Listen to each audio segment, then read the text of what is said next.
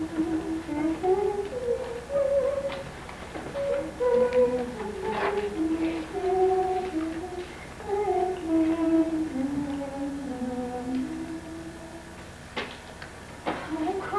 won't be Christmas without any presents.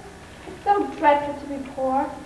I don't think it's fair. For some girls have plenty of pretty things and others nothing at all. We've got father and mother and each other. But we haven't got father, and we shan't have him for a long time. But I do think it was splendid of him to go off to the war as a chaplain when he was too old to be drafted and not strong enough for a soldier. I wish I could go as a drummer, or a nurse, or what's his name?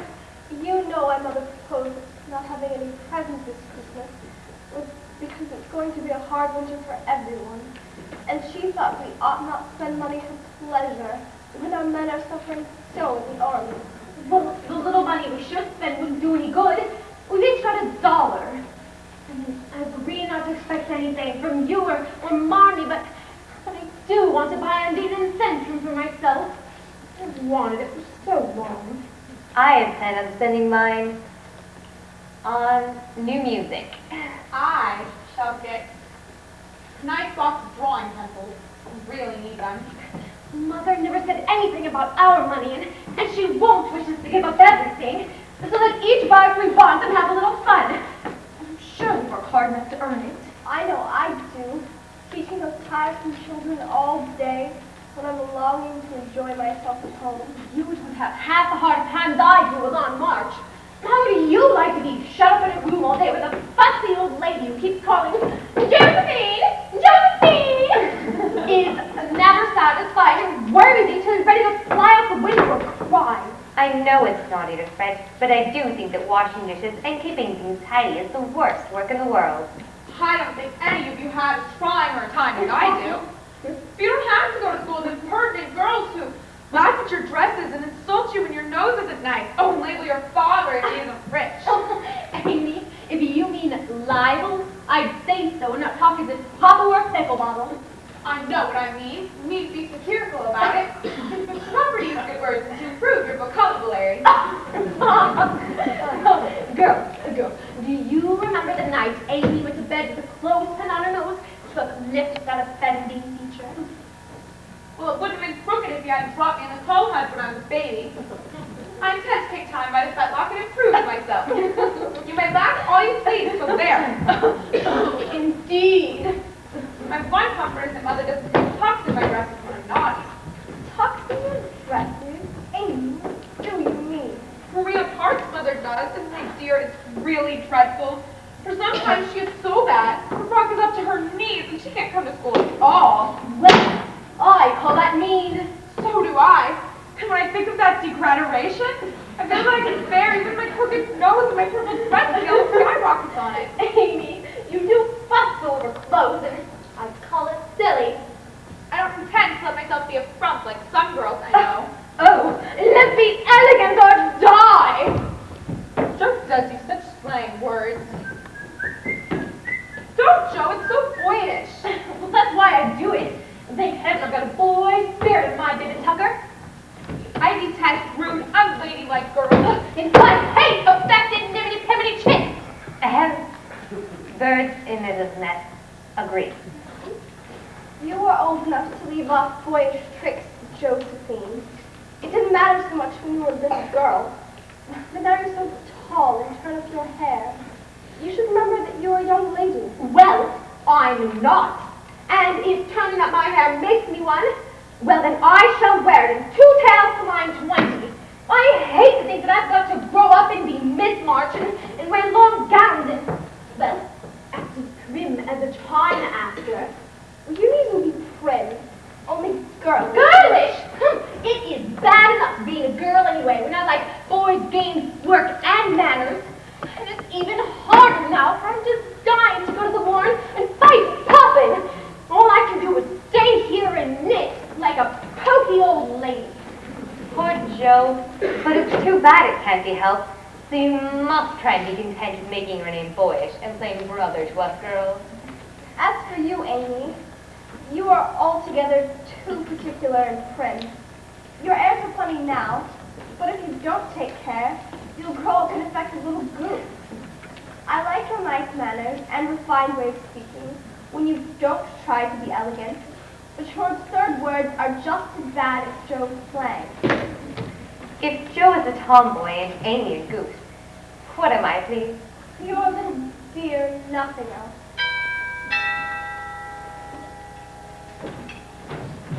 I'll go, Hannah.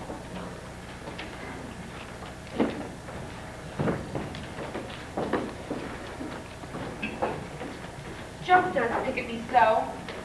She makes fun of my statues and laughs at my manners. Dear old Joe, she can't understand your liking to draw because all she wants to do is read about slaves and stories. Well, she needn't think I like her old stories anyways, because I don't. Joe, where are you? Here? Such fun, only see. A regular note of invitation from Mrs. Gardner. Mrs. Gardner will be happy to see Miss March and Miss Josephine at a little dance on Christmas Eve. Oh, I'm sure Marmee will let us go. Oh, what shall we wear? No. What's the use of asking that? We know we shall wear poplins because we haven't got anything else. I only said it's silk. Oh, now I'm sure our pops look like silk and, well, they are nice enough for us. Besides, yours is as good as new. Oh, I forgot about the burn in mine. Burn? Yes, I scorched it with my back to the fire. Another one of your boyish tricks.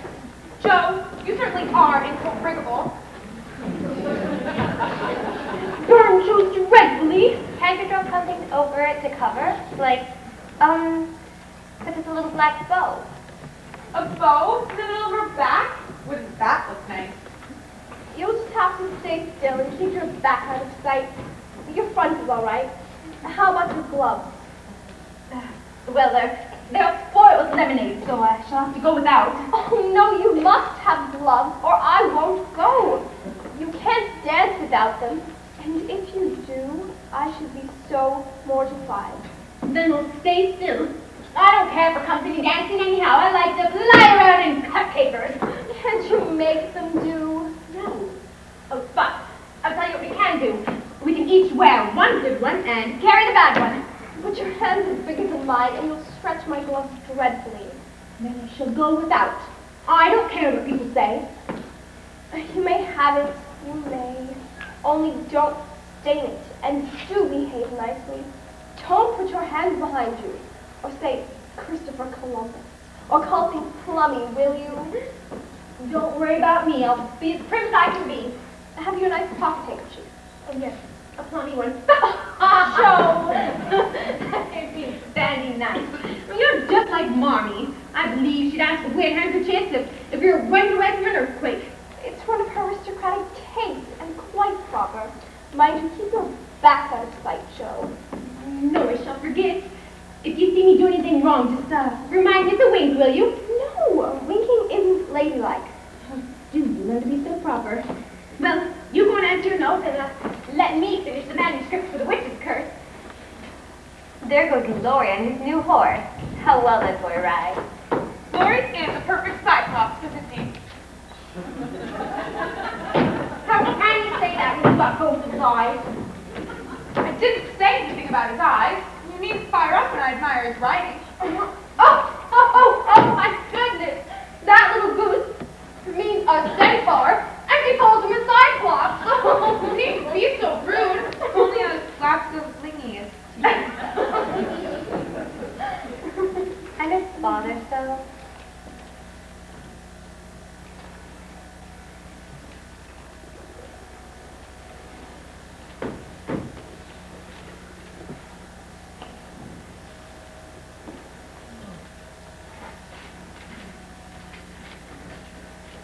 Well, I believe I've done it. I've finished the manuscript of the witch's curse. Now, come on, Meg. We've got to try them costume with the scenery and get used to them. There's a lot to do about that plan before Christmas night. I don't want to act anymore after this time. What? I'm getting too old for such things. Oh, now you won't stop. I know, as long as you can trail around in a long gown with your hair down and your gold paper jewelry.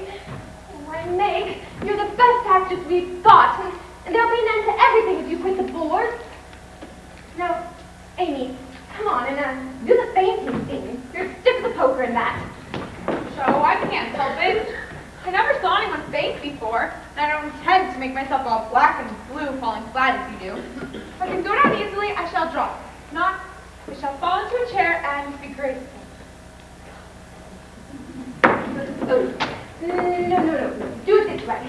Clasp your hands so and stab her across the room crying, "Run, amigo! Save me! Save me! Save me!" There.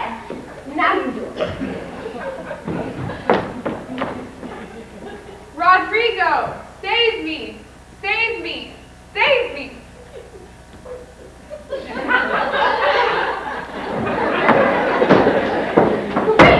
Scream as if you're calling for help. Ow! No use. Do the best you can when the time comes, but if the audience laughs, don't blame me. Now, Meg, then come on and do the incantation scene.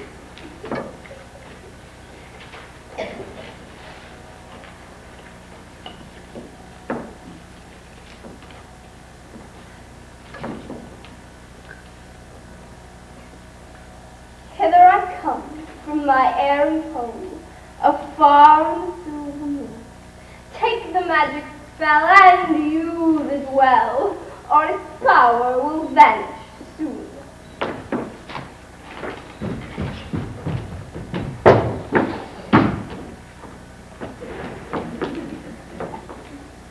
Let it be known by this sword that I, Ernest Lestrange, shall pay royally for a priceless gift, a love potion with which to win the lovely Zara. Amy, come on, let your cue. Dear, I never can remember. 'Tis like a dream, so strange, so terrible.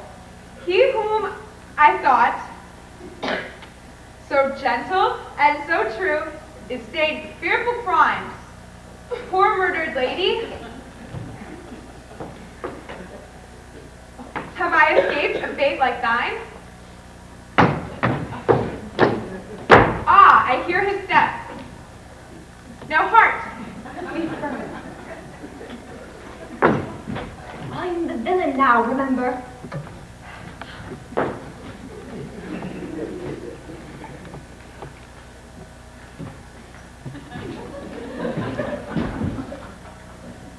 Lady, if thou wilt not love, I'll make it to fear the heart which thou hast so scornfully cast away.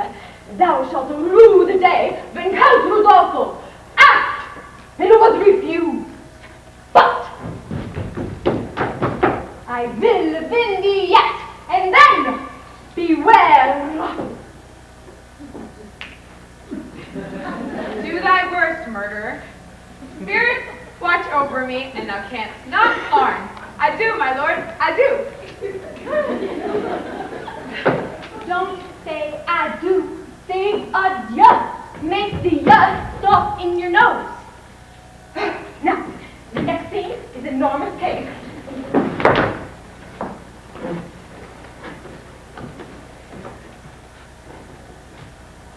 Sinful man, thy hour of reckoning has come. 'Twas I who bore thy murdered wife to a quiet grave, and raised her spirit to affright and haunt thee. I warned Hugo, and betrayed thee to his power. Thy victims are avenged, and Norma's work is done. Her curse has sealed thy doom. Farewell, farewell.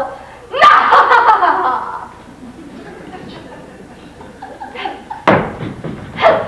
The ghosts, they torture me! The souls of the murdered, they haunt me! See? How quickly the demons gather about! How fast they come, how fast! Oh, Norma's muttering her spells! Let me go! Let me go! Hugo! Norma! Zora! Pity! Pity! Let not Ernest Lestrange reach me!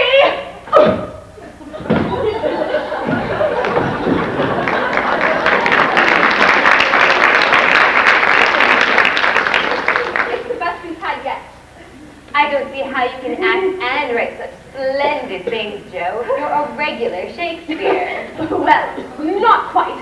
But I do think it'd be great for Meg and me to go on the stage. We could make lots of money, perhaps, and a very gay life. I could write tragic plays and be a second sittings.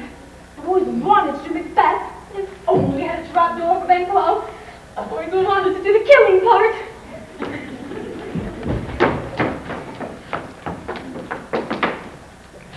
This is a dagger that I see before me. That's why you're so merry, my girl. Marmee!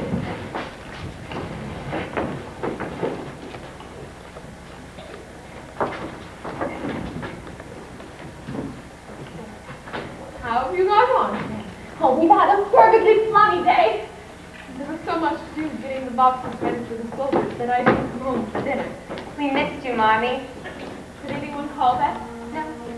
Dr. Cole. It's better, Marmee. Joe, you look tired to death. Come and kiss me. Girls, I heard from Father today. A letter for Richard for Father. No, not a letter, but a message from one of our soldiers who has become on sick leave. Father is well and thinks that he will get through the whole season better than he feared. And he sends all sorts of loving messages to his little women. Oh, it must be very disagreeable. To sleep in a tent, eat all sorts of bad tasting things. Oh, drink out of a canteen. When will he come home, Marmee? Not for many months, dear, unless he is sick. He will stay and do his work faithfully as long as he can.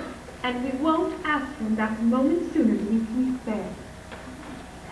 Miss March, will you have your tea now? If you please, Hannah. Oh, I'll go, Mum.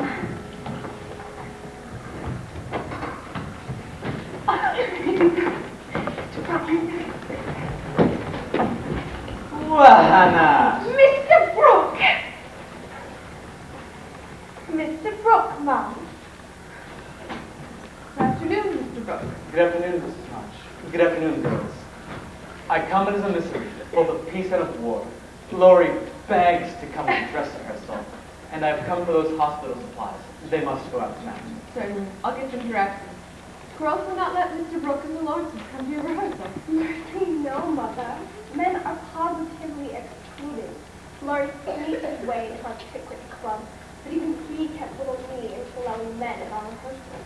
Well, I'm sure Laurie won his Pickwick honors and sitting on a rag bag in a stuffy closet for over an hour while you and Amy went about admitting him. We don't want men at our little performances. They're sure to laugh, and it never can bear to be laughed at. Not a laugh, I swear. Miss Meg, won't you relent? No, indeed. If men are admitted, I shan't play. What do you say, Beth? Remember now, it's our Laurie. I think he shall come, and his grandpa too, if you like. Oh, bully for you, Beth. Joe! Come on, Meg.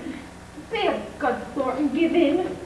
I'll think about it. Oh, do hurry up. I must get into my costume and set the stage.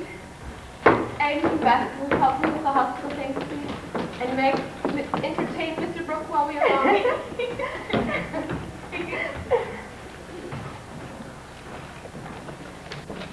Here's a translation of a little French song we're promising. Well, how sweet. But this isn't Laurie's writing. Did you make a translation for me, Mr. Brooke? Well, the song has been a favorite of mine. What ho within there? What ho? My soul. Gracious me, what is that? Hey, oh God! It's the house on fire! What happened? Hello, Hannah. Mr. Laurie! Good afternoon, everybody. For you, Madam Mother, with Grandpa's compliments. Oh, thank you, Lord. Well, I've come for the rehearsal. How about it? We'll see. Come on, Meg. It's time for you and Amy. Yes, Joe, I'm coming.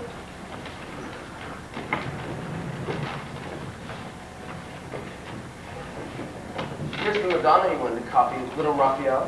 Oh, thank you so much, Laurie. I tried to draw it from memory, but the woman's face is not good. Oh, but the baby was better, and I love it so much. I love to think he was a little child once, but then I don't seem so far away, and that helps me. Try again, dear. Even Raphael didn't succeed with his first Madonna. Come on, Amy. It's time for you. We're all right. Joe, come down quick. I've something to tell you. Go away, Joe's just setting the stage, Laurie. How beautiful these Christmas roses are. Doesn't look very hopeful about the rehearsal, does it, Mrs. March? I wish you might see the fun. Meg is getting a little conscious of this stage frog, and I'm afraid Joe can't tease her into the name. Jupiter and Mark! All serene here, Hannah. Racket was upstairs. With them girls rehearsing again.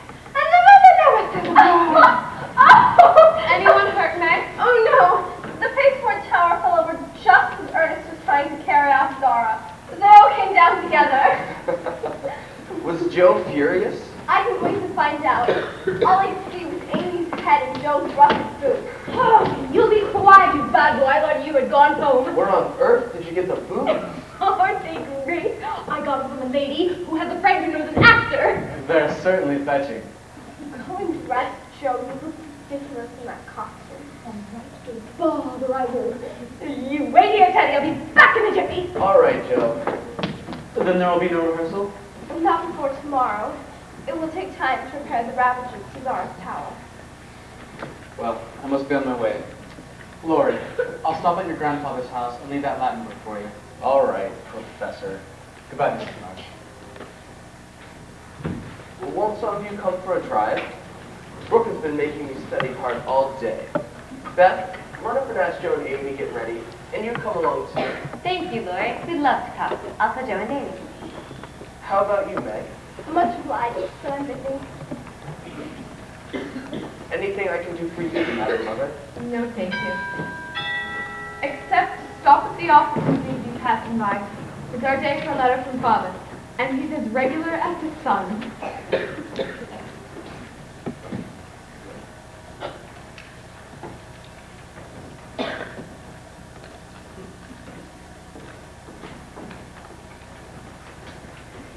It's one of them horrid telegraph things, Mom.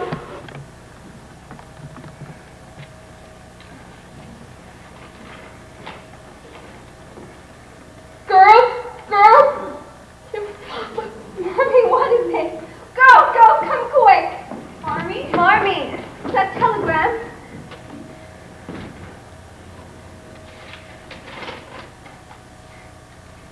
Your husband is very ill. Marmee? Come at once.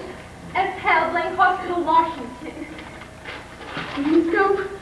I must go at once. It may be too late. Marmee. Help me to bear it. Oh, Lord bless us here. I won't waste no time crying, but get your bags ready right away, Mom. She's right. There's no time for tears now. Marmee. Hush. Mother thinks. Joe, give me a pencil and paper. Where's Laurie? Here, ma'am. Oh, let me do something. And this telegram saying that I'll come at once. The next train leaves at 6 o'clock. I'll take that. What else? The horses are ready. I can go anywhere. Do anything. Leave this note at Aunt March's. Just go, dear, and don't kill yourself driving at a desperate speed. Do I have to let old dragon some money? Oh, I had to. I had $5 in my purse. The rheumatism is bad today. She's sure to refuse. Father needs me. In some way will be provided. I cannot think that Aunt March would refuse at a time like this. You have more faith in her than I have. She was cruel to you. Ask for 9 pence. Mother, hadn't I better go to the hospital room and tell them you'll not be there tomorrow? You please. I had quite forgotten. And on your way, you stop at the drugstore and get these things. Amy, go tell Heather to bring down the grip. Go over to Mr. Lord and ask for a couple of bottles of old wine. I'm not too proud to beg for father. And Meg, help me find my things. I'm happy to work. Marmee, you come and sit by the fire. Hannah and I will collect your things. Read all the rest you forget. I'll bring you some tea. This is ridiculous. Marmee said to bring the grip down here. Faithless, Laurie. I packed these before you were born. Where are you happy, madam? In here. Oh no, the dining room. Hannah! Where's the presentation?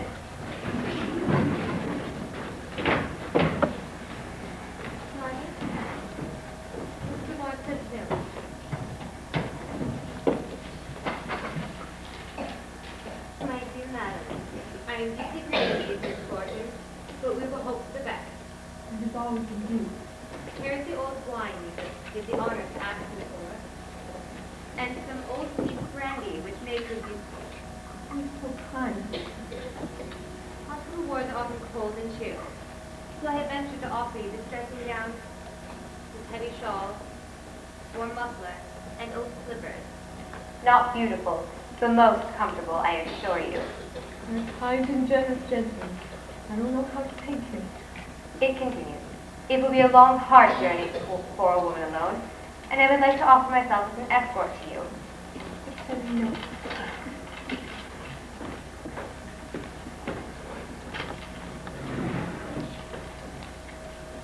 Dear Mr. Laurie, I cannot think of allowing you to take that long journey. You will only look after my girls while I am gone. I'm sure all my wants will be met. You're kind.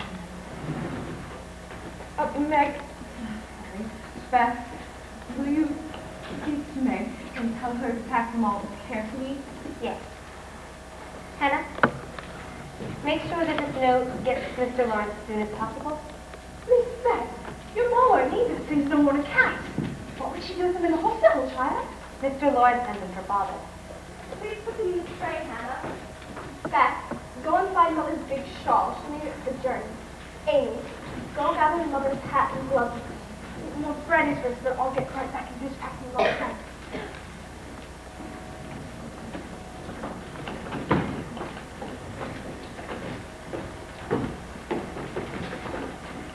I'm sorry about Father.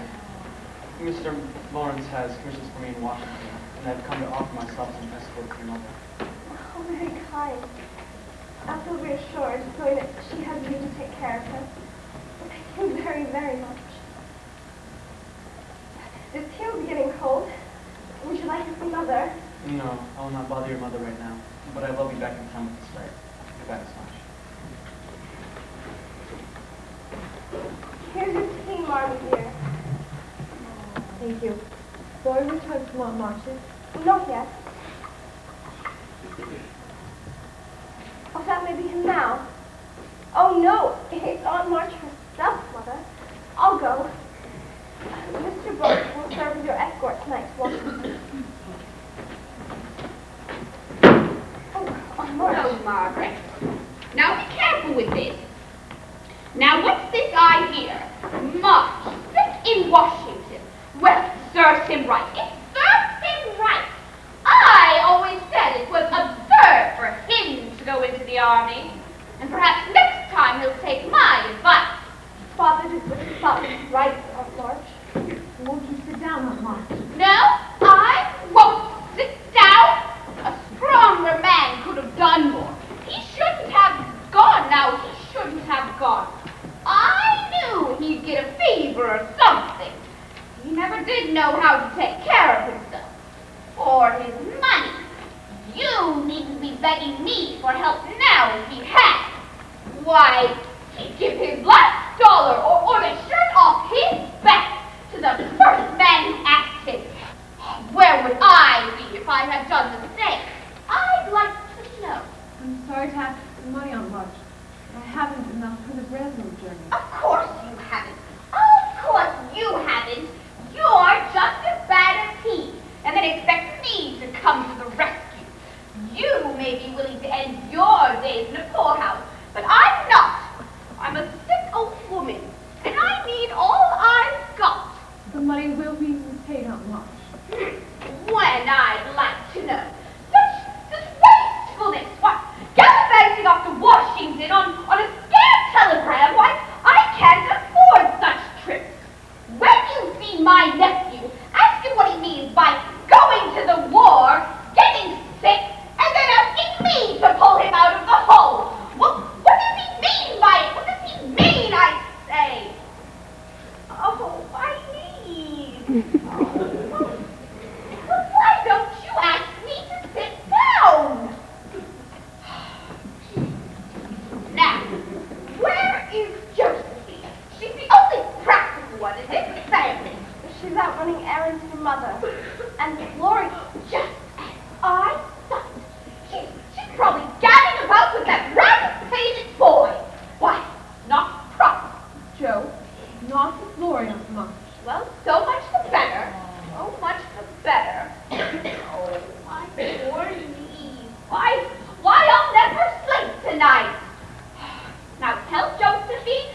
come and read to me. Oh, I hope for good news of my nephew, but I don't expect it. March never had much stamina. Good night. Here is the 25 you asked for.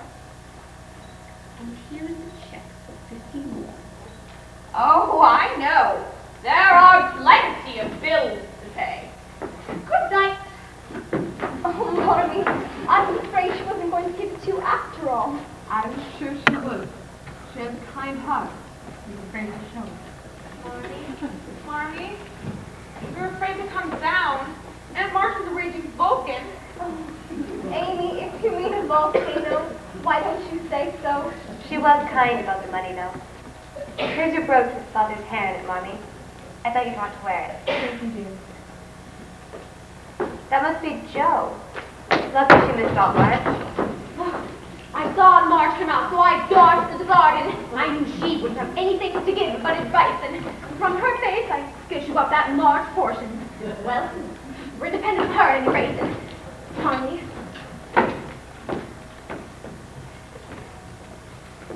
Here is my contribution toward making Father comfortable and bringing him back from the war. Joe, $25. Where did you get it? I hope you haven't done anything rash. No, it's mine, honestly. I didn't beg, borrow, or steal it. I only sold what was my own. Hair. Beautiful hair. Oh, Jo, how could you? You're one beauty.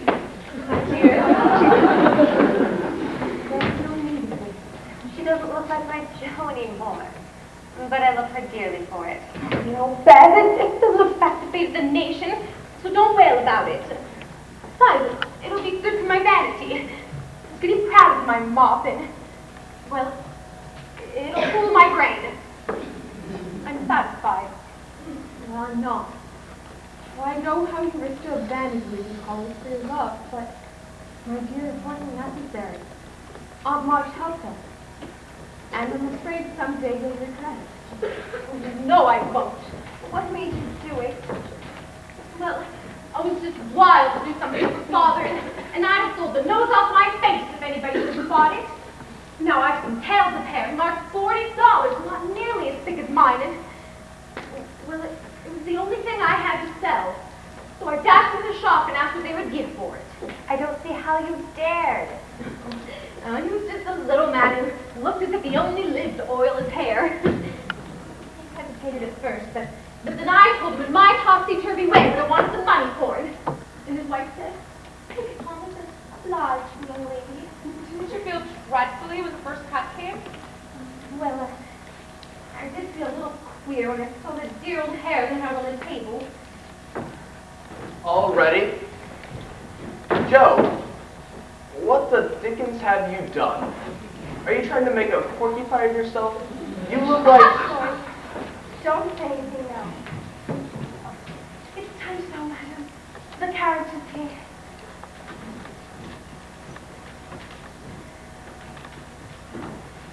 Girls, I leave you to Hannah's care and Mr. Lawrence's protection. When free refreshed, go on with your day as usual. Pray and keep busy. Remember that it can never be possible. Meg, be prudent and not a real fool. Be patient, Cheryl. Don't do anything rash or be despondent. Don't put yourself through any pain. And Amy, be obedient and help all you can. We will, Marmee. Don't stop.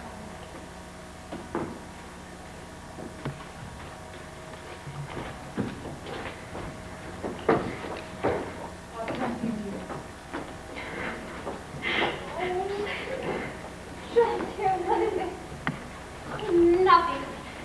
Just a private moan, that's all. Are you crying about Father? No, not now. What then?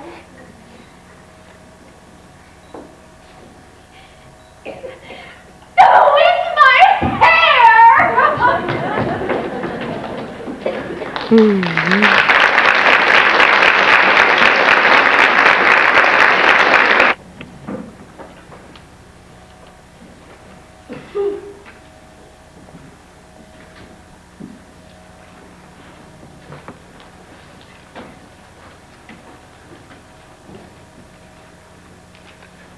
morning, Madam Mother. Oh, Laurie.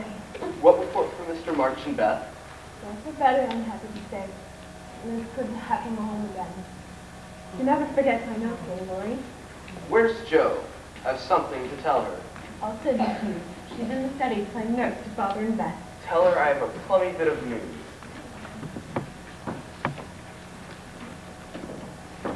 Well, what's your secret, Teddy? Well, I may get into a scrape for telling it, but I'll never feel easy in my mind until I've told you any plummy news I get. Out with it. Is it nice? Oh, it's spandy night. Well, fire away then. I know where Meg's glove is. Is that all? It's quite enough for the present. I shall agree when I tell you where. Well, tell then. John Brooke has it! How do you know? Saw it. Where? Pocket. I asked him if he had popped the question, and he owned up he was afraid to. He's so poor and she's so young. Isn't it romantic? No! It's horrid! I thought you'd be pleased. Thought of anyone coming to take Meg away? No, thank you. You'll feel better about it when someone comes to take you away. I'd like to see anyone try it. So should I. Secrets don't agree with me, Teddy. You're all ruffled in my mind. Amy and I are going skating by and by. Come along and forget your troubles. I can't. I have to finish a story. Such ambition. Oh, come along with Amy and me. Go away, Teddy. I'm busy. All right. But this will be about the last day for the river. Curse, I'm so cross. I wish I'd never been born. So, what is it? Marmee, it's my dreadful temper. I get so savage and impassioned that I could just hurt and want to enjoy it. Help me. Help me. Oh, Joe, you think your temper is the worst in the world?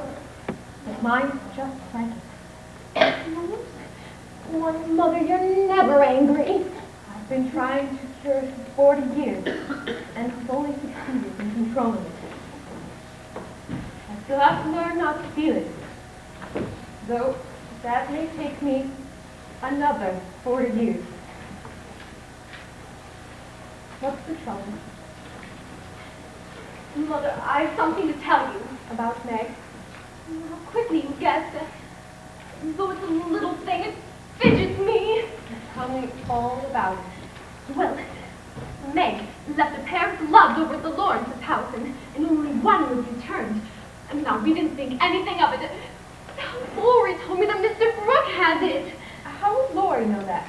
Mr. Brooke kept it in his pocket, and one day it fell out, and Laurie joked him about it, and Mr. Brooke owned that he liked Meg. Isn't that a dreadful state of things? Do you think Meg cares for him? Mercy on me, I don't know anything about love and such nonsense. In the books of girls, they show it by starting and blushing and fainting away and acting like complete fools. Now Meg doesn't do anything of the sort. She eats and she sleeps and she drinks like a sensible creature. So you fancy that Meg is not interested in John? No. Mr. Brooke. We fell into the way of calling him John for hospital. I know you'll take his side. He's been good to Father, so you'll let Meg marry him if she wants to. Oh, the neat thing! Doing petty papa just to wheedle you!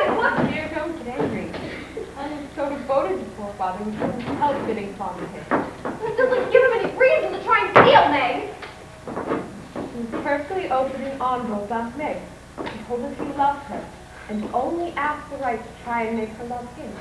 Well, in my mind, he tried first and at least second. Oh, I knew there was mischief brewing. I wish I could marry Meg myself and keep her safe in the family. Don't tell Meg, Papa. Perhaps she does not care for him. No, I mean, Not very fatal symptoms, my dear. Marmee, I can feel it in the air. They're going to go lumbering about, and I shall have to dodge. My dear, John has his way to make in the world. He's in no position to marry now. No, he'll scrape up a fortune somewhere, carry her off, and make a hole in the family, and I shall break my heart to be abominably uncomfortable. Why weren't we all boys? Then there wouldn't be any trouble. Mother, you don't like it either. Let's send Mr. Brooke about his business and live happily together as we have always done. My dear, I did wrong to decide. It is only natural and right that you should all go to your own homes in time. But I'd like to keep my girls with me as long as I can. And I'm sorry this came so soon. I'm sorry, too, and I'm disappointed about Meg. For I planned to have her marry Laurie by and by. Well, in the lack of luxury all her days. Money is a precious and needful thing, and sometimes a beautiful thing. But I would rather see my girls poor men's wives and be happy and contented, rather than queens on their thrones without self-respect and peace. Let time to know our hearts made our friends. Hope we make plans, lest they spoil our friendship. Won't. But I hate to see things going all crisscross and getting snarled up and just a pull here and a snip there and straighten it out again. Oh, I wish we wearing flat irons on our heads would keep us from growing up. Kittens will be cats and buds roses. More's the pity. Beth has awakened, Mother. What's this I hear about flat irons and cats, Joe? Just one of my stupid speeches, Father. Marmee, I'm going skating with Laurie. We'll stop at the office, Father, for the mail. Don't be late for dinner, Amy. No, Marmee, you know I'm always punctual. How goes the writing, my daughter? Father, sometimes I get so discouraged and tear up pages and pages. And sometimes, well, genius burns. But I have been writing some short stories, and I would like to sell some of them. I do want to make some money. Money isn't the only thing in the world, my child. I know, Plato. Then March is trying and amusing as ever. Oh, yes. Boy, she is getting funnier and funnier. And worse and worse. What is the latest wrinkle? Oh, nothing new. Just washing the poodle, listening to the parrot swear, and reading Nelson's essays.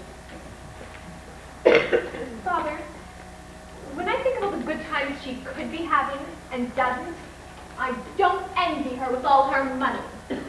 You are right, Joe. But you've Uncle March's library to browse in. That's some comfort. Oh, Father, that reminds me. I have met the most interesting man, Professor Bhaer. Professor Bhaer, who translated Shakespeare to German, and is making an English translation of Schiller. Oh, I had no idea my professor was a celebrity. Neither is he. When his sister was dying, he gave up his career to come over to this country to take care of his two little orphan nephews, whom he is educating in this country. Why doesn't he educate them in Germany?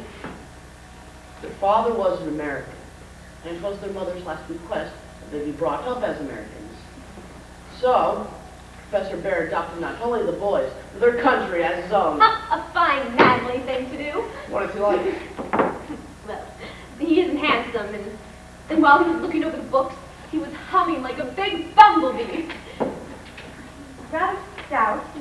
He has a bushy mustache, a good nose, and, well, the kind of size I ever saw. He looks like a real gentleman, even if he has 2 buttons off his shirt and a patch on one shoe. Here comes Beth, with her royal retinue. As she should. A little household queen. How funny these days are growing. We must get you into the sunshine soon, my child. There is health and vigor in this air. That's always enjoys the morning visits with Mr. Laurence. Here come Amy and Laurie racing along like two children. They're getting too old for such frolics. Try to make them go before their time, Meg. It's hard enough to have you teach all the time. Hurrah, hurrah! There's a plummy bit of news and the real sensation of the season. What is? We've a genius in the March family. I'm sure it's dear old Joe. Be it known by these present that this paper Daddy, it very much is, thank you, a story with a pleasing illustration of a lunatic, a corpse, a villain, and a viper, with your name at the bottom, Miss Josephine March. Hurrah for the spread eagle and the celebrated American author.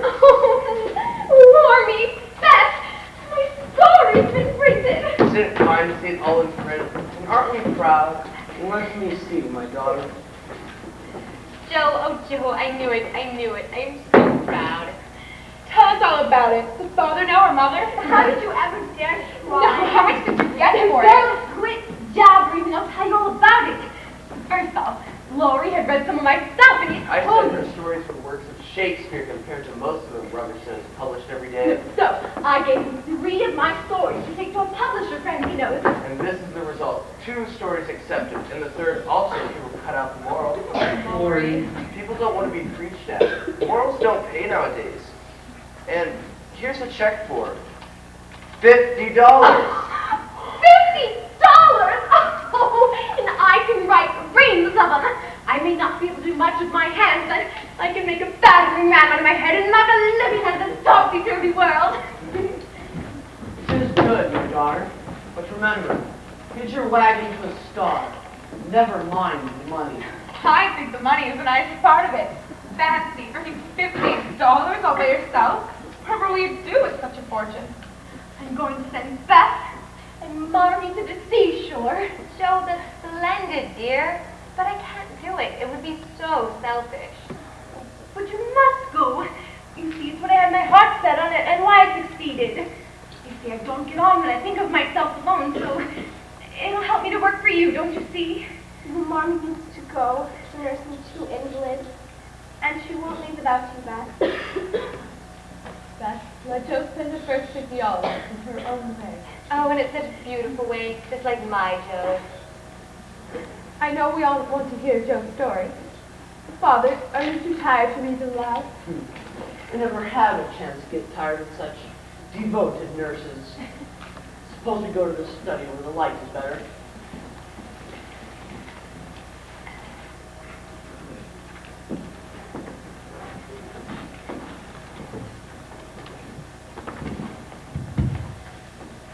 My sincerest congratulations, Miss Joe. Thank you, sir. Well, I must run across with these letters for old Brooke.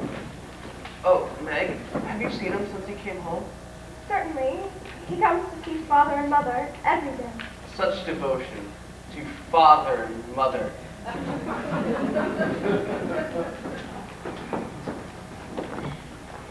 I can go on spinning yarns like a spider and help take care of them all. Joe, what is Laurie doing out there in the snow? See, he's kneeling down with his hands clasped, looking at me. And now he's pretending to wring tears out of his handkerchief. What does that goose mean? He's trying to show you how your John will go on by and by. Touching, isn't it? Don't say my John. It isn't proper or true. Please don't plague me, Joe. I told you, I don't care much for him. So let's be friendly and go on as before. Well, I wish it was settled, and if you're going to do it, make haste and have it over quickly. For I hate to wait. I can't say or do anything until he speaks. And he won't. Because Father says I'm too young. Well, if he did speak, you wouldn't know what to say. I'm not so silly and weak as you think. I know just what I'd say. For I've planned it all. You planned it? You never know what may happen. And I wish to be prepared. Would you mind telling me what you're going to say? Not at all. You are quite old enough to be my confidant. And my experience shall be useful to you by and by. In your own affairs of the sort. I don't mean to have any. Now, I think it's fun to watch other people slander, but I should feel like a fool doing it myself. I don't think so. You liked him very much, and he liked you. I I would rather be an old maid and paddle my own canoe. Well, what you're going to tell me your speech to that man? Oh, I should merely say, quite calmly and decidedly, thank you, Mr. Brooke. You are very kind, but I agree with Father that I am too young to enter into any engagement at present. So please, say no more, but let us be friends as we were. Well, that's distant cool enough. I don't believe you'll ever say it, and if he goes on like the rejected lovers in books, then you're going to give in. No, I won't. I shall tell him I've made up my mind, and I shall leave the room with dignity. Anybody home?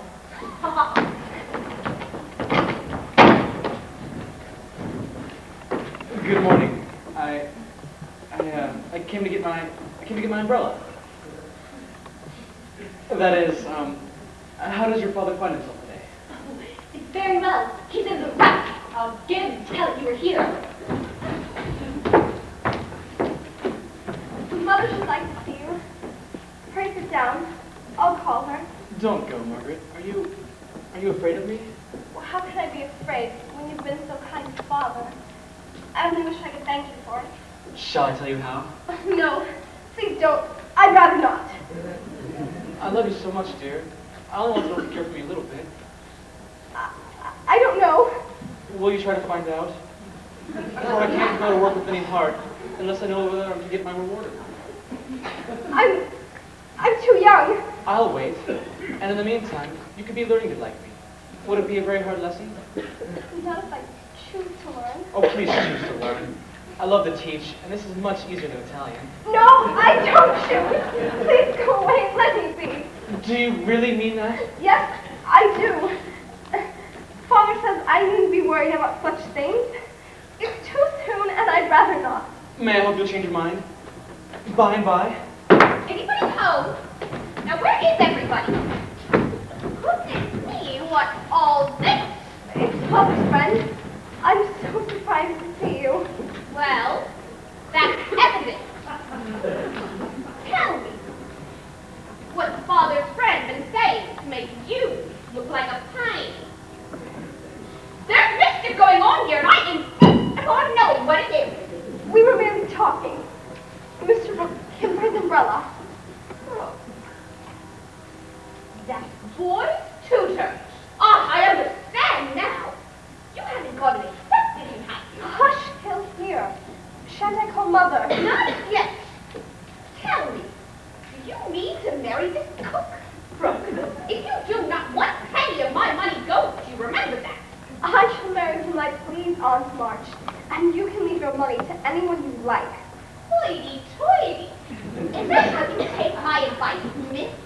You'll be sorry for it by and by when you've tried love in a cottage. It sounded a failure. It can be worse than some people find it in big houses. Now then, be reasonable and take my advice. I don't want you to ruin your whole life by making a mistake in the beginning. You ought to marry well and help your family. It's your duty to make a rich match, and it ought to be impressed upon you. Father and Mother don't think so. They like John, though he's poor. Your parents, my dear, have no more worldly wisdom than two babies. I'm glad of it. This crook is poor and hasn't any rich relatives, has he? No, but he has many warm friends. You can't live on them. Try it and see how cool they'll grow. He hasn't any business, has he? Not yet, but Mr. Laurence is going to help him. Huh. That won't last long. So, you intend to marry a man without money, position, or business, and go on working as hard as you do now, when you might be comfortable all your life by minding me and doing better. Oh, I thought you had more sense, Margaret. I couldn't do better if I waited half my life. John is good and wise. He has heaps of talent, is willing to work, and sure to get on. He's so energetic and brave, and I'm proud to think that he cares for me, though I'm young and silly. He knows you've got rich relations, child. Aunt March, how dare you say such a thing? John is above such meanness, and I won't listen to you a minute if you talk so. My John wouldn't marry for money any more than I would. I'm not afraid of being poor, for I've been happy so far, and I know that I shall be with him, because he loves me. Well, I wash my hands of the whole business. You are a willful child, and you have lost more than you know by this piece of folly. No, I won't stop. I'm disappointed in you and have the spirit to talk to your father now. Don't you expect anything from me when you've married. You're Mr. Crook's friend who must take care of you. I'm finished with you. Forever!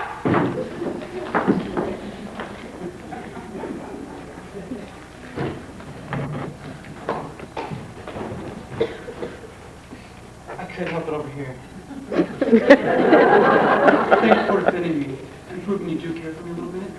I didn't know how much until she abused you. Then I need to go. But stay and be happy, dear. Yes, John.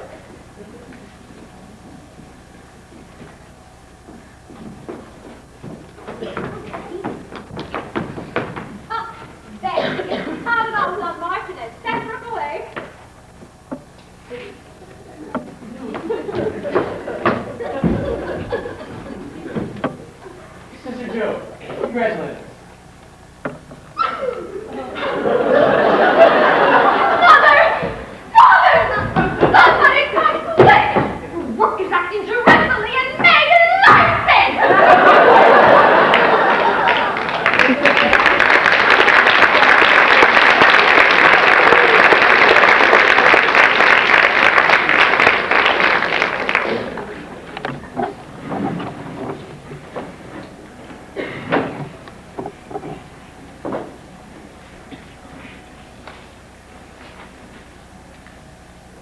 That boy pointed to the destination of the pie.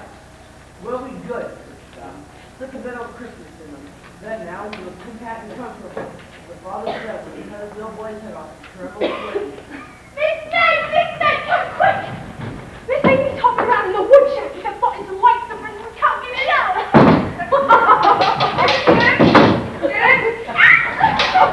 Dear Amy, I do wish you'd be left really alone. She cries about that little baby she calls Daddy's and can't get her foot out. Oh, try now, Hannah.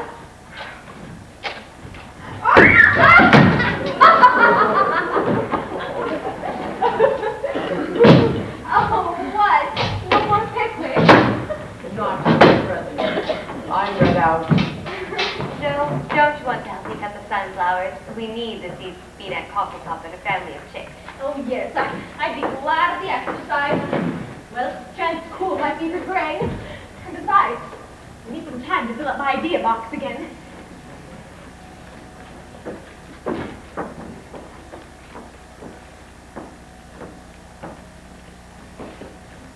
Father, you're terribly concerned about Amy and Laurie and Joe. Worry. You don't think that Mother's eyes are keen, dear. There's no question in my mind that Amy turns to Laurie in quite another way than he does for her. He loves her, of course, but it's entirely the big brother attitude. And Joe? Sometimes fear that Joe's heart will never be touched with real moment. It's her. Brain is developing before heart. Yeah. She prefers imaginary heroes to real ones. But then when she gets tired of them, she will lock them up in the old tin kitchen where she keeps her manuscripts.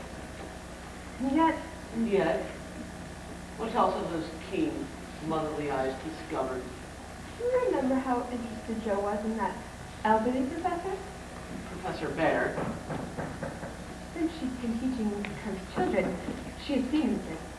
He rooms with Kurt. He teaches their German, and she sews on his buns and darns his socks.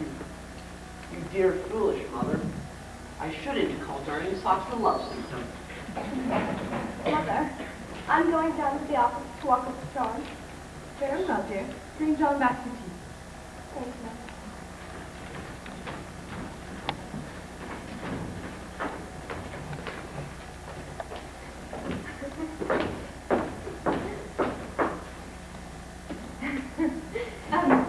Marmee, Father, you said I might ask my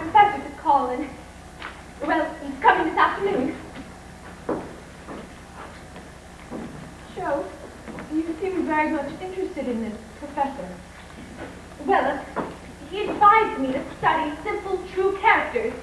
So, I proceeded to study him. I find him a great puzzler. He isn't brilliant or fascinating, and yet people gather about him with natural ease about a genial fire. Or yet he always appears to be giving something away. And he's a stranger, and yet he's everyone's friend. Strange and peculiar, and I've been trying to discover his charming. Well, Mother finally decided that it's a benevolence that has worked a miracle. Why, it's very boots of benevolence. Marmee, can I wear your little faux pins to dance tonight? Sure, dear. It's quite appropriate for my little girl. Amy, where are you going? Aunt Curtis has asked me to dine there tonight. She will take Flo and me to Mamie Gardner's dance. What are you going to wear, dear? I've covered Flo's old white silk with tarlatan, and I shall loop it with violet. I don't see why you like to go to these parties, Amy, and trouble to a parcel of girls who don't care a sixpence for you just because they wear French heels and ride around in coupes. I don't trouble, and I hate to be patronized as much as you do, but I like people and intend to make most of every chance I get. Well, I like luxury, but I prefer independence. Well, you can go through the world with your elbows out, your nose in the air, and call it independence if you like. It's not my way. Girls, don't wobble. Amy, I think you turned Meg's old hat into quite a charming creation. Meg's old hat? Isn't that her new hat? Not at all. It's her old one. I painted it with watercolors. Her boots match. Amy, it certainly is a comfort having an artistic sister. Well, John, Meg and I have been house hunting. isn't it a little soon when the wedding date isn't fixed? We found the dearest little cottage, Mother. The duck coat John called it. Mush. Will you go with us to see it tomorrow? Certainly do. John, will you be staying to tea?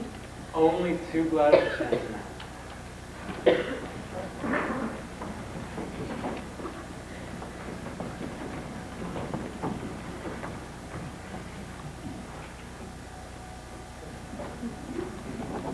John, can we hold this a little bit? I hate lumbering.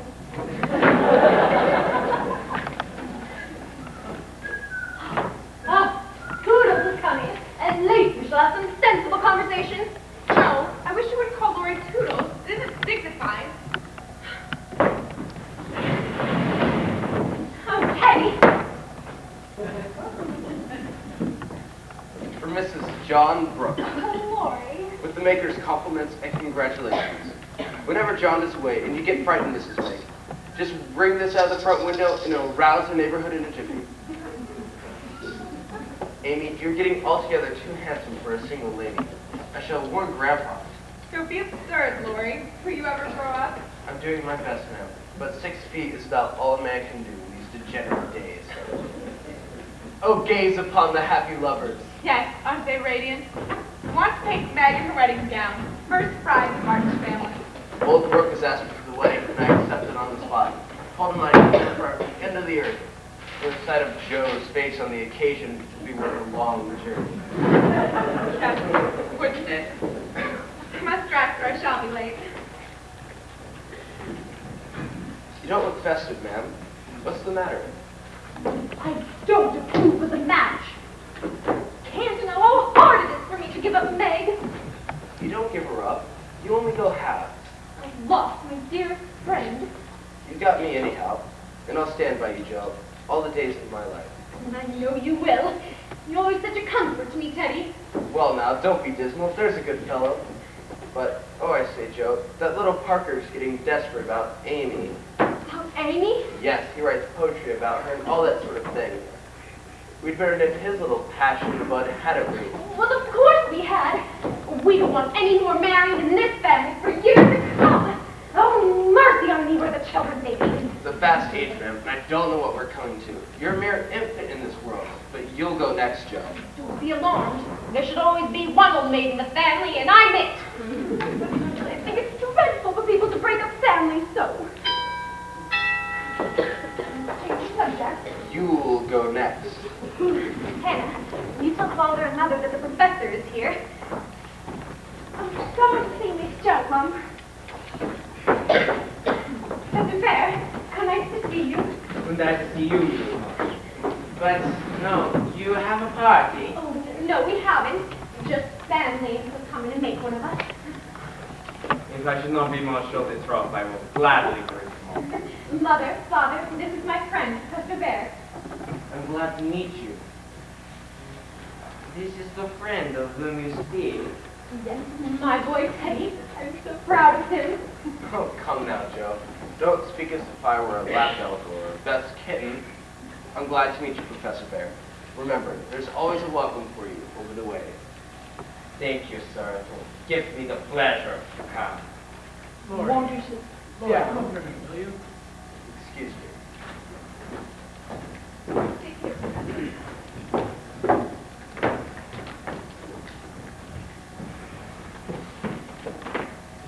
My daughter is much interested in your German translation of Shakespeare, sir. Is it so? Miss Marsh, she say often how she visualizes it. I tell her to read him well, and he will help her much. For the study of character will aid her to read it in the world, contained as a pen. I want my people to know him as I know him, so if I should, I may try to put him into the German tongue. It's like trying to put Schiller into English, I fancy, and quite as difficult. Herr Marsh, that reminds me. Miss Marsh, she tell me how you lost my Schiller. And so, it was so fresh. I made so good to bring a copy for you to see. Ach, under those sensation papers with their horrid pictures. I'm short-sighted, sir. I did not see him. This Red Eagle, a family story paper. These papers are not for young people to read. I have no patience with those who make this harm. You are right to put the paper from you. Young people should not see such things. I would rather give a child of mine gunpowder to play with than this bad trash. Oh, now, all may not be bad, only silly, and if there's a demand for it, I don't see the harm in supplying it. Besides, I know very many respectable people who make an honest living out of what you call sensational stories. There is a demand for whiskey, but I think you and I do not care to sell it. If respectable people knew what harm they did, they wouldn't think they're living honest. They have no right to put poison in the sugar plum and to let the small ones eat it. When the people who write these stories are not only men, but women, who I grieve to say, in so doing desecrate their most boneliest nature. For to live with thieves, murderers, and criminals, even though it is only in imagination, is to live in bad company. And I should like to send all the rest after him. My apologies to you, sir. Untership. I shall enjoy your Schiller very much, sir. Thank you. Professor, would you like to stay to tea and meet Professor's family? We should like to have you. I'm sorrowful I must say more. I'll take myself quickly from this so pleasant home. But after I tell Miss Marsh that I do myself the pleasure to say that a message comes from me that I must heed. I'm sorry. Perhaps another time you can stay. If you give me leave, dear Madame, I will gladly come again. We shall always be glad to see you, Professor. Good night. Good night, Madame. Good night, sir. Good night. Good night, dear friend. Good night.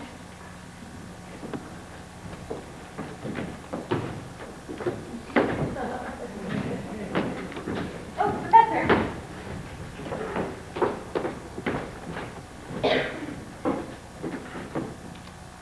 Good night. Good night. I suspect that is a wise man. And I think he is a good one.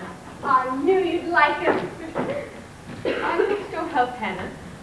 Father, remember that you promised to go to Aunt Martin's today? Oh, yes. I'll go directly, Mother. How nice Professor Bhaer looks. Why, he couldn't have brought himself up with more care if he'd been going to Louis. Everybody gone? I'm glad. Lord, I want to say something I wanted to say for such a long time. No, Teddy. Please don't. It's no use, Joe. We've got to have it out, and the sooner the better for both of us. Say what you like, then. I'll listen. I've loved you ever since I've known you, Joe.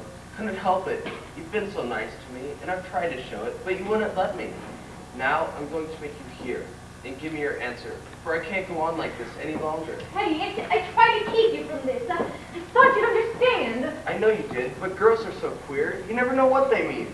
They say no when they mean yes, and drive a man out of his wits just for the fun of it. Well, I don't, and I never meant for you to care for me, so I tried to keep you from it.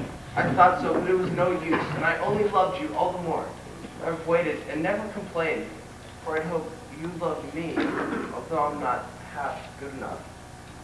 Yes, Teddy, yes you are. You're a great deal too good for me. I don't see why I can't love you the way you want me to. I mean, I've tried, but I can't change the feeling, and it'd be a lie to say I do when I don't. Really, truly, Joe? Really, truly, dear. Oh, Teddy, dear, I'm so sorry. I'm so desperately sorry. I could just kill myself if it'd do any good. I just wish you wouldn't take it so hard. You know it's impossible for people to make themselves love other people if they don't. They do sometimes. It's not the right sort of love, and I'd rather not try it. Teddy, I have something to tell you. Don't tell me that, Joe. I can't bear it now. Tell you what? That you love that old man. What old man? That devilish old professor you are always writing and talking about. If you say you love Hey, him... Laurence, I never thought such a thing. He's good and he's kind and the best friend I've got. Next to you, he isn't old or devilish, and I know I shall get angry if you abuse my professor. There, I told you. I haven't the least idea of falling in love with him or with anyone else. But you will after a while, if that won't become of me. You'll find someone else too and forget all this trouble. I can't love anyone else, Joe, and I'll never forget you. Never! Patty, do be reasonable and take a sensible view of the case. I won't be reasonable. I don't want to take what you call a sensible view. It won't help me, and it only makes you harder. I don't believe you've got any heart. Well, I wish I hadn't. Don't disappoint us, dear. Everyone expects it. Grandpa has his heart set upon it. Your people like it, and I can't get on without you. Say you will, and let's be happy. Do. No, I can't say it truly, so I won't say it at all. You'll see that I'm a right mind, thank me for it. I'll be hanged if I do. You will. You will find some nice, accomplished girl who will make a fine mistress of your fine house. I shouldn't. I'm homely and awkward and old, and you'd be ashamed of me. And I shouldn't like elegant society, and you would, and you'd hate my schooling, and I couldn't get along without it. And then we should be so unhappy and wish we hadn't done it. Anything more? No, except that I don't believe I shall ever marry. Much too in love with my liberty to give it up for any mortal man. You'll be sorry someday, Joe. Where are you going? To the devil. Laurie, will you tell your My dear boy, I know. I'm patient. I'm sad. It is better this time, I'm sure. I don't want the beautiful, accomplished girl she talks about. I want Joe. I know. But the hurt will heal. And sometimes I find just right. Laurie, are you there yet? Yes, I was just going. Please. Thank you. Will see me to my coach tonight. Good night, Marmee. Good night, children. Good night, Mother. I shall look after Amy. No, Amy, I won't be late.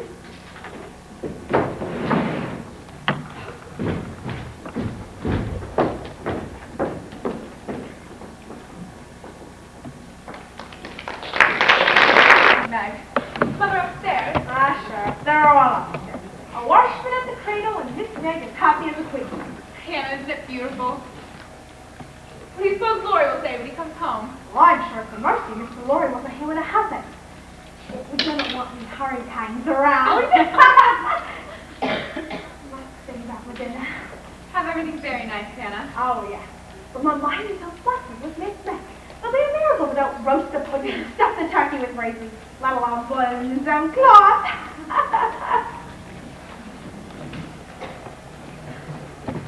Think of Meg as a mother, and Marmee as grandmother. And I'm an aunt, Aunt Amy. Oh, Marmee, I beg your pardon, Grandma March. John was the first to call him that. It doesn't seem but yesterday since Meg was married. Yet it's more than 2 years. Mayn't I go up now, Marmee? Yes, dear. But be careful. Remember that the little mother is resting in the next room.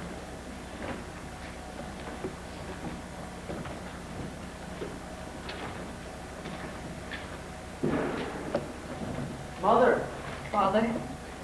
Meg and John have 2 children with a new toy. And Amy, bless her, hovers over the cradle like a golden-haired Madonna.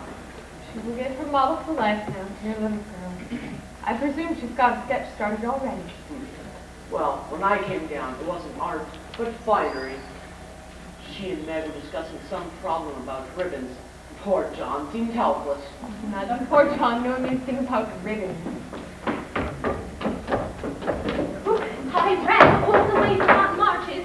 She is proud as a peacock and tries not to show it. Snorting and scolding 1 minute and asking questions the next. I know I'm too late to meet Teddy. Mr. Laurence left here a few minutes ago. John, this looks like a book for you. Oh, for me?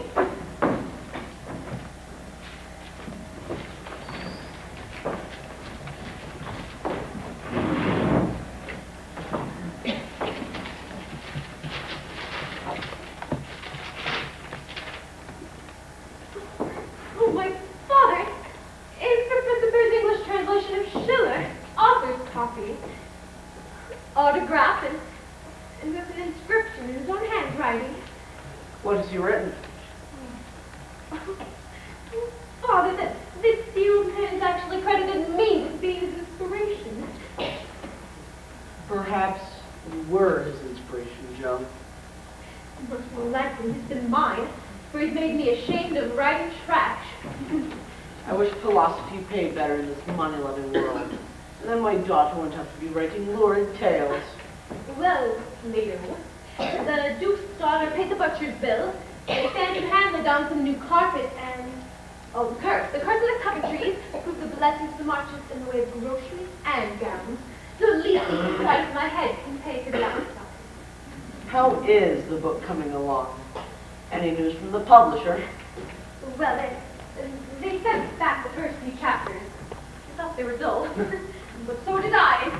Now I'm starting them out again in a sitting like patience, on a hard chair, minding on a newsstand. Life is your college, dear. You will graduate with honors.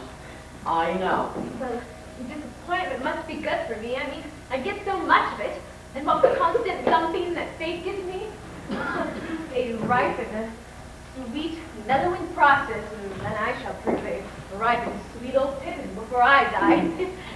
All the philosophy in the house is not in the study, I see.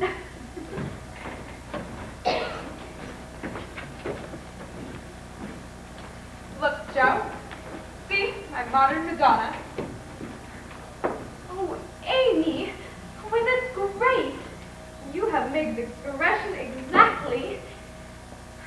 You're going to be the real genius of the March family after all. I'm the grub and you're the butterfly. Joe. Why, how can you say that? I think of all you've done for us. Why, it's you who have made me ambitious to do my share. How I shall work when I get to Rome. Think of it, Joe. I sail in less than a month. Wasn't it good of Aunt Curtis to invite me? Splendid, the Raphael was just splendid. But do you think I'm selfish to go, dear? Father and Mother both tell me to, but it's Beth so ill. It seems as if I were leaving such a burden for you to carry alone. Don't you think about me. You take your chances and make all you can of it. Well, Laurie, his grandfather, will be going over soon, and they'll make sure you have a perfectly plummy time. Well, here comes Laurie, girl. How do you do, everybody? College is great, but oh, I say it's good to be home. Yes, Mother, it's all right. Teddy, my dear Teddy! Dear Joe, are you glad to see me? Glad, my dear boy, words can't express my gladness. Amy, you're a picture in that gown. Glad you like the frock, Laurie. Made it myself. My boy! Laurie. Beth, how is our little kid doing? Have you been gaining since I went away? Yes, Laurie. I am better, I hope. May I escort you to your throne, Queen Beth? I'm sorry, I mind this my building. All right, Teddy, just sit here in the sunshine. Oh, bless my soul, I forgot not to make a racket. And here comes Hannah, poking her head in the door to warn me. Shake not thy gory locks at me. Hannah, come hither. Mr. Laurie, you're the blondie. But you're funnier than ever, and that's the truth. Oh, don't, Hannah. Where's Brooke? And how's the little mama? Why didn't you tell me before I got home? Grandpa is so mysterious. He refuses to say whether it's a boy or a girl. Miss Joe, never mind what Miss Joe said. Not a word from anyone, mind. You wait here, Teddy. Jupiter Armand, what does she mean? You wait, Laurie. Ah, greetings, Father Brooke. How's Mrs. Brooke and the little Brooke? All doing nicely, thank you. Close your eyes, Teddy. Close your eyes and hold out your arms. No, thank you. I'd rather not, for I shall drop or smash you as sure as fate. Then you shan't see your Nebby. I will. Only you must be responsible for the damages. Close your eyes.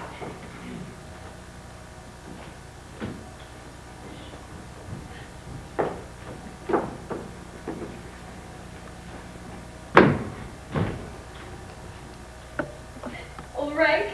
Now open them. Twins by Jupiter! Take him quick, somebody. I'm going to laugh and I shall drop him. I had my heart set on surprising you, and I flatter myself I've done it. I was never more staggered in my life. Isn't it fun? Are they boys? Let's have another look. What are you going to call them? Here, Joe. Once you get through unfolding like an animated puzzle, hold me up, will you? For upon my word, it's one too many for me. Boy and a girl, aren't they beauties? Most remarkable children I ever saw. Which is which? Well, Amy put a blue ribbon on the boy and a pink one on the girl, French fashion, so you can always tell. Besides, one has blue eyes and one has brown. Now, kiss them, Uncle Teddy. I'm afraid they might like it. Don't be absurd, of course they will. Now do this minute, sir. There, I knew they would like it. That's the boy, flipping king. He hits out like a good one. Now then, young bro. Pitch it to a man of your own size, will you? He's to be named John Laurence, and the girl Margaret, after her mother and grandmother. We shall call her Daisy, so as not to have two Mags in the family.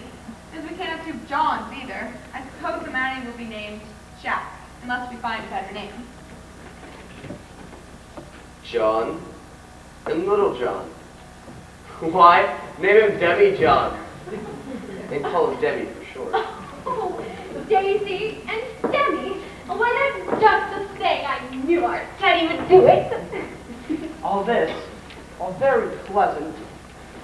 This is preparing for Sunday's talk. I'll seek inspiration under the trees.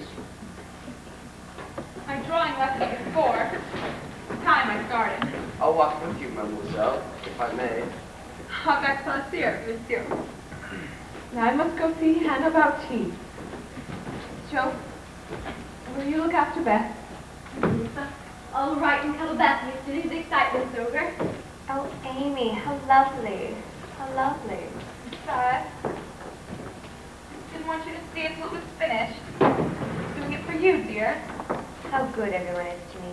You always make me think of beauty, Amy, and of the gladness of spring. You are our March sunshine, dear. Won't you come, Joe? Come, don't be thorny. The fellow deserves a little petting after a long grind in college. Now, Amy will pet you. I'm busy. Amy isn't given to petting. Do you hate your boy and want him to go away? Oh, Teddy, dear, you know I don't. But I must take care of Beth now. I understand, Joe. Come right in, Professor. They'll all be glad to see you again. Well, nice to see them. I have waited long to greet them all again. Professor Bhaer, I looked you dreadful, but you remember Teddy? Indeed, I do. Most pleasantly. How do you do, Professor Bhaer? Very well, thank you. I arrived only this morning, Miss Marsh. How is the little sick one? Come right up here and speak to her, Professor. May I venture to offer these flowers to my little friend? They remind me of your eyes. Thank you, sir. It is good to see you here again, Professor Bhaer. Well, it is good to be here, Miss A. And may I congratulate this most happy household? Motherhood is the deepest and tenderest experience in a woman's life. Yes. And may I congratulate you, sir, on this beautiful book. Oh, I've never had anything dedicated to me before. And start from Schiller. As your good father says, Miss Marsh, always begin with the best. But you have been ill, my friend. Oh, no, not ill.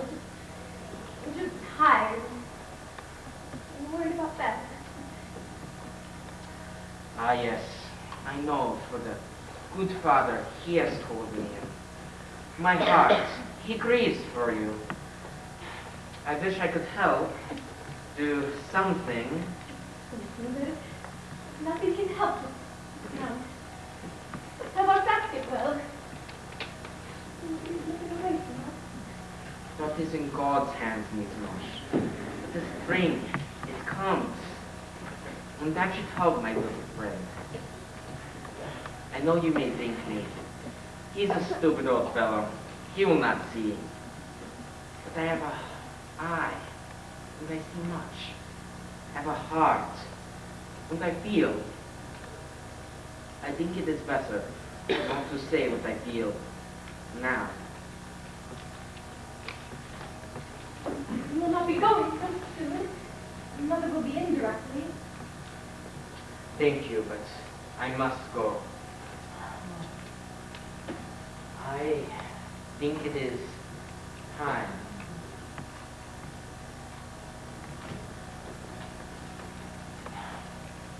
May the happiness which you so richly deserve be yours for always, my dear friend.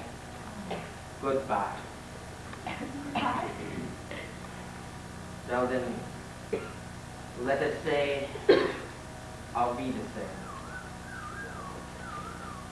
Listen, that's my father. He's singing for his supper. Amy, will you bring me some crumbs here? I'll get them.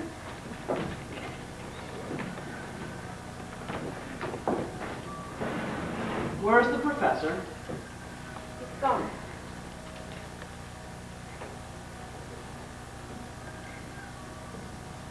Time for my lesson. I must go or I shall be late. I won't be gone very long, Beth. You must hurry and get well. Yes, Lord. I shall be well soon.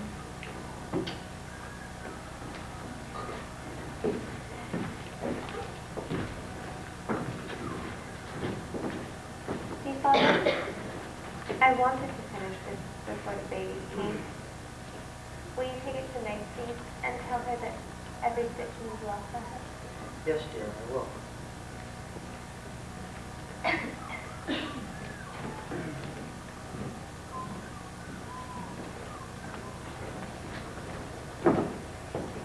You are, dear.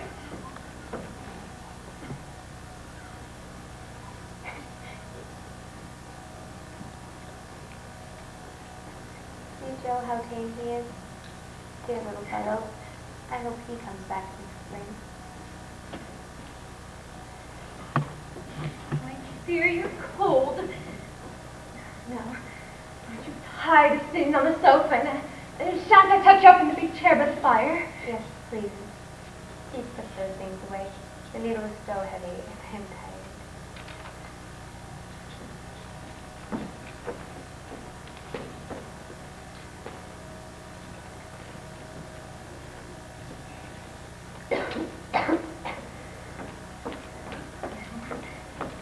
Oh, see, Daisy.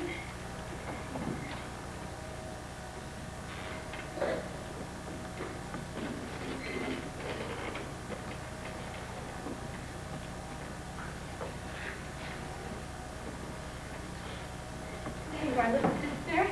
Now, how's that? It's much better, thank you. Joe?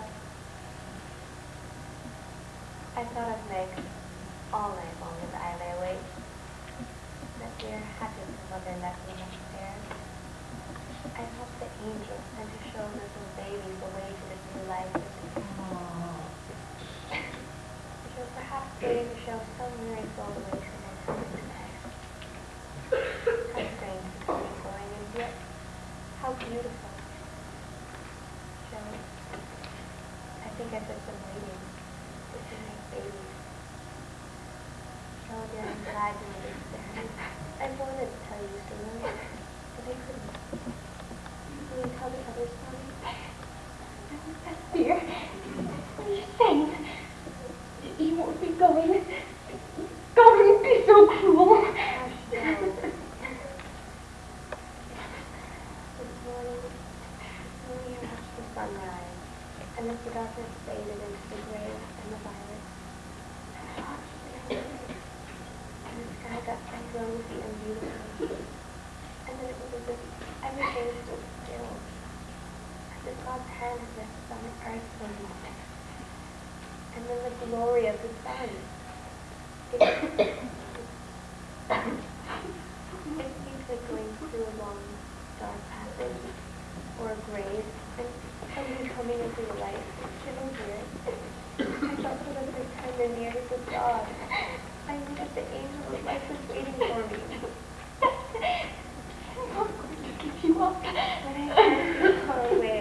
I'll go on helping all I can here. The only hard part is that I'm afraid adaptation will come fix for you. This isn't heaven.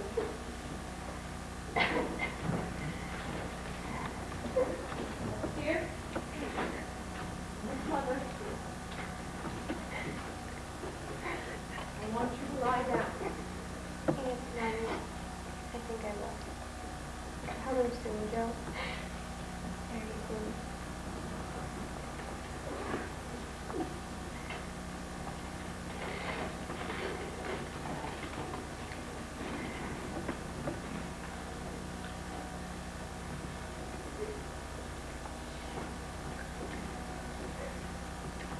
Come, dear.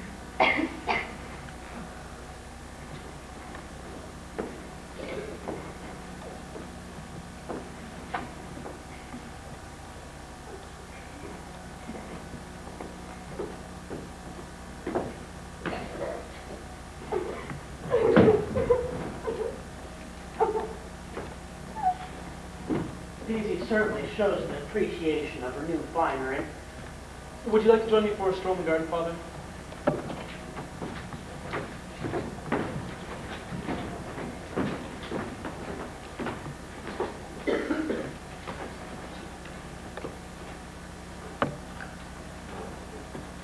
Joe? Go to Beth. She's asking for you. Father? Father? What is it? Is Beth worse? We end up praying. She asked Joe. I mustn't have afraid. I'll go.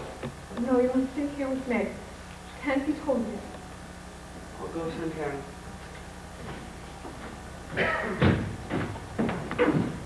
Don't give up hope, Mother. It may just be another signature. I must stay, John.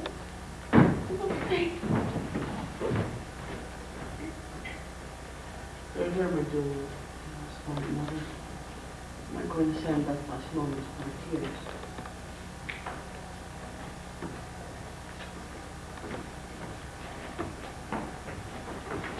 Brooke, What's the matter? down the street. When I spoke to her, she burst out crying and hurried on. I said, Beth? Yes. Is she worse? Where's Joe? They're all there, Beth.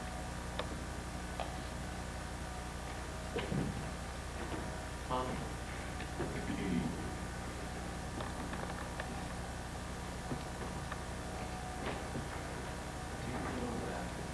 Does Amy know? They said come from her. I'll go immediately. No, just wait for her. Let's come back.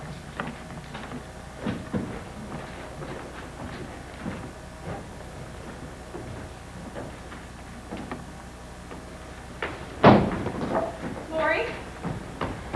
Laurie, what is it? Beth Fairfield?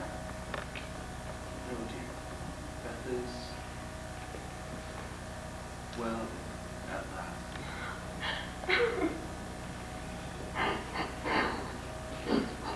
Don't, dear, don't. Little Amy, this isn't the end. It's the beginning. This is a time for gladness, not for tears. Don't you get her message from the other side?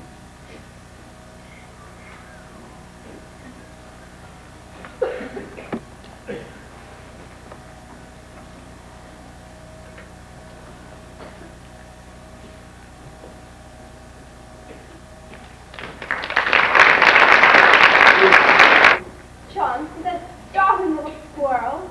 That isn't a squirrel, it's a chipmunk. Marmee. It's such a beautiful place. Aunt March certainly did the March family one good turn, making dear old Plumfield to Joe. She certainly did them another. Look at the husband she provided for you. Conceit, well, there's one thing. You're useful as well as ornamental. But what shall Joe do with Plumfield? Why, I think her plan is a grand one. To turn it into a home school for boys. Meg, you should see Father and the babies. He's trying to teach them the alphabet. The alphabet? Yes, with his legs. His legs? Lying on his back, heavy on the ground beside him, his legs are in the air making P's and W's, while Daisy looks on in wide-eyed wonder. With a philosopher for a grandfather and a tutor for a father, my son will soon be having bumps over his eyes and asking unanswerable questions. The Plumfield School for Boys certainly has started. I wish it had. I do want Joe to realize her old dreams, plenty of toys and plenty of freedom. But it isn't practical, dear. Joe was born tomboy, I know, but even she can't run a boys' school without the right teachers and enough money. Well, Mom, parents have been okay. Yes, but it would be just like Joe to gather up every little ragged urchin that needed a home. Why, she'd adopt a whole orphan asylum if she could. Well, I don't see anything of it, but to have her marry a rich man. John Brooke, are you turning matchmaker? No, I leave such trivialities for my wife. But wouldn't it be nice if her and Laurie... John, how do you like my new millinery? It's very pretty. Is that what you call a breakfast cap? My dear man, this is my very best. Go to the concert and theatre bonnet. I beg your pardon. It's a lovable bonnet, but I prefer to stay inside. Mr. Laurence has mentioned a desire to offer financial assistance. This is a fine old home, and it's been in our family for generations. I wish Joe would let him help her finance her scheme. I'm not sure that Joe's plan is feasible. She's no more idea of business than a baby. Yes, but that's why she's so dear.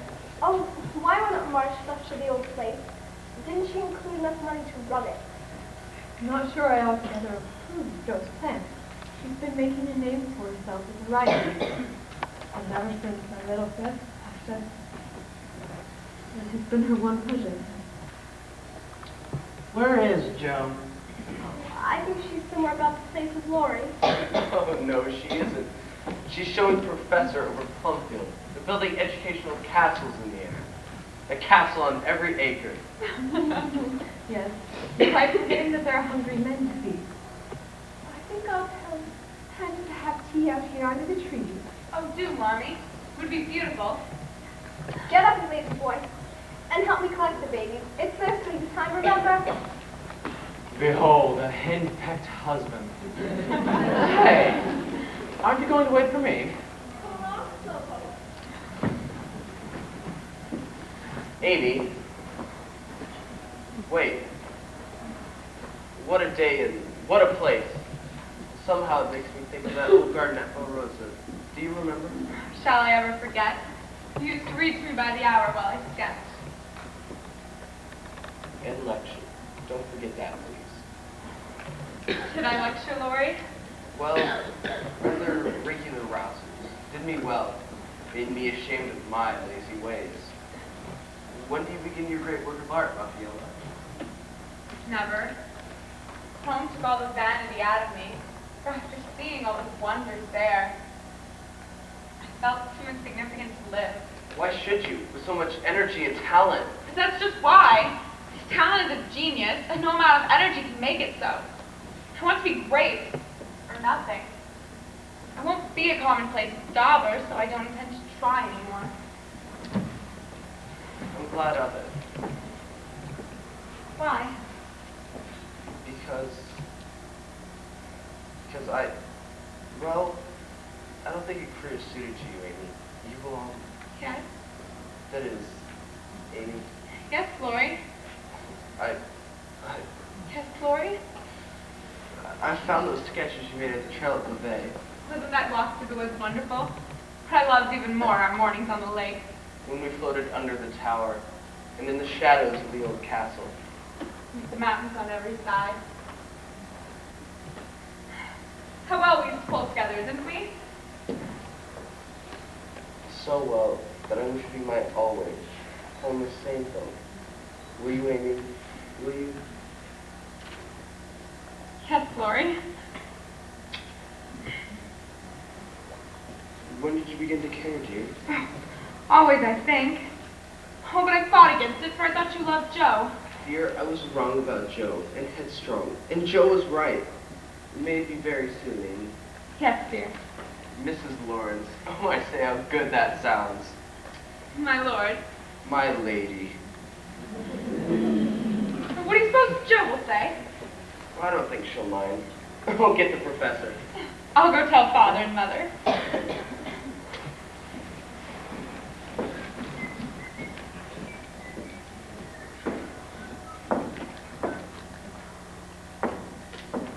Hetty, you look wicked. Now, look at you, bad boy. What mischief have you been up to now? Please, ma'am, I'm going to get married. Mercy on me! What dreadful thing will you do next? A characteristic, but not exactly complimentary congratulations. What can you expect when you take one's breath away and let the cat out of the bag like that? Get up, you ridiculous boy, and tell me all about it. Who is she? Do I know her? Yes, you know her, Joe. You've known her longer than I have. Miss Randall? No. Oh, not Ned Moffat's sister. Oh, I hope not. Guess again. Come near our home. Not Amy. Who else could it be, Joe? Haven't you seen? Oh, my dear boy, when did you first find out? I don't just know, but I began to suspect when we were at Valrosa. Such a day, my fate. But wasn't it love among the roses? Joe, dear, I want to say one thing, and then we'll put it by forever. I never shall stop loving you, but the love is altered, and I've learned to see that it is better as it is. I tried to show you, but you wouldn't listen.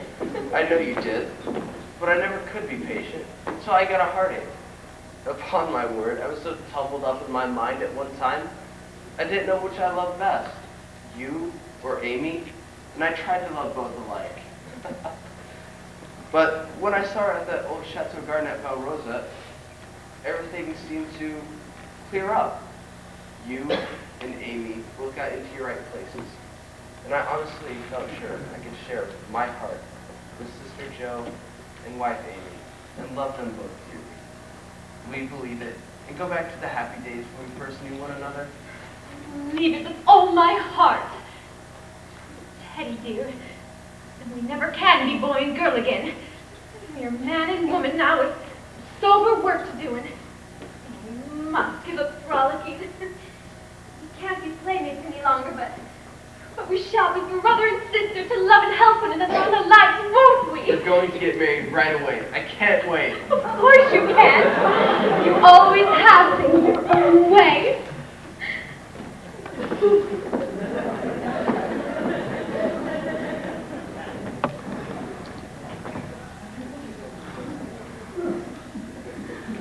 Huck, there is no place in our heart for an old fellow like me. Mr.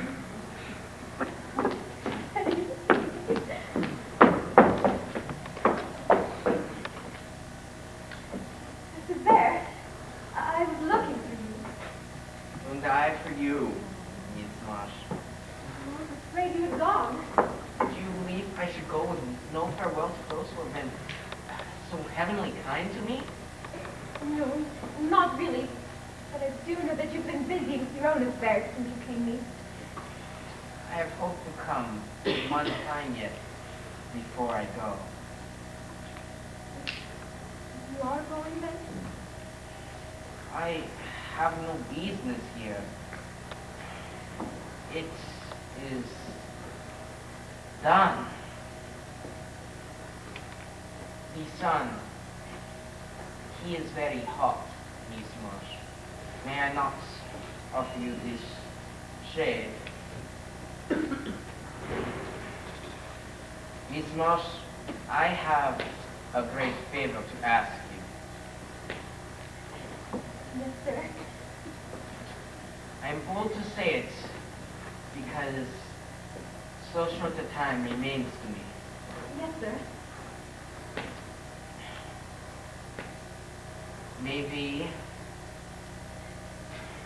Maybe make a shopping trip tomorrow. Yes, if you like. I would like it much. Pardon the haste, but I've made up my mind to go away from here. May I not take from you this burden? What's dearest? What you cry? Because you are going away. Look, God is so good. Joe, I have nothing but much love to give thee. And I came to see if thou could care for it. And I waited to be sure that I was something more than a friend. Am I? Canst thou make a little place in thy heart for old Fritz? Oh, yes. In life, my Joe. Christopher Columbus. Hurrah, hurrah. I knew it, I knew it, I knew it. I told you so 4 years ago, didn't I, Joe? Professor, we've got one girl in a million. Except for mine.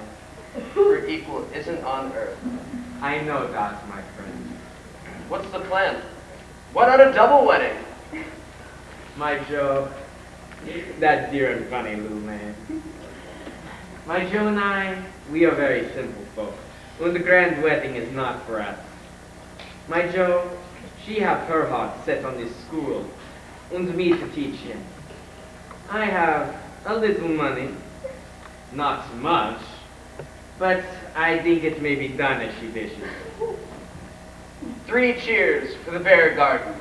Hip hip! Hooray! Hip hip! Hooray! Hip hip! Hooray! What's this?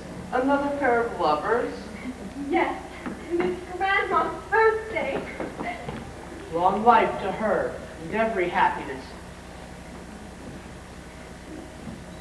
Oh, my girl, however long you may live, I can never wish you a greater happiness than this. Should other acquaintance be